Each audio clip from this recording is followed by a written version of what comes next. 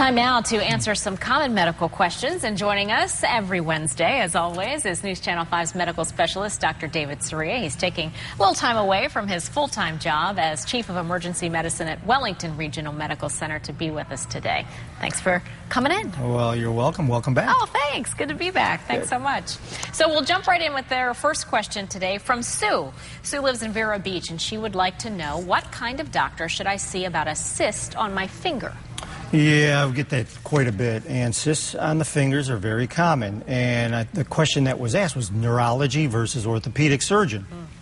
It's not a neurologic problem. It's a physical mass on the tendon or the sheath of the joint, and typically you can live with that for years and not have any problems. However, if it causes pain with movement, or if you have weakness on your grip because of the cyst itself, then you need to entertain the possibility of surgical intervention. And what they'll do is they'll go in, they'll make a little incision, and they can carve it out. Gotcha. All right. Our next question, can you explain what causes restless leg syndrome and what can be done to stop it? We've heard a lot more recently about this. Yeah, restless leg syndrome is one of those syndromes that affects millions of people, but to this day we still don't know what causes it. It still causes us to scratch our heads. I wish I could explain it. Unfortunately, I can't.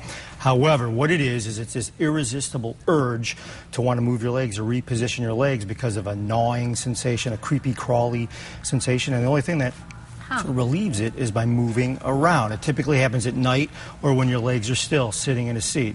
So, good news is there are some things that are available, prescription strength, that will help it. But before you try those, try some over-the-counter stuff, valerian root, melatonin, even over-the-counter quinine. And as always, stress reduction techniques actually help. Okay, quinine. Quinine, yes. All right. Our last question for you today. Why is it that sometimes I have a pain in my chest when I cough?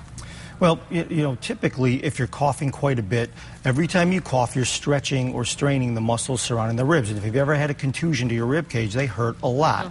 So most of the time, that's what it's going to be. But I want to start off by saying that anytime you have chest pain, I don't want you to self-diagnose. Come see us. Let us tell you that it's nothing serious.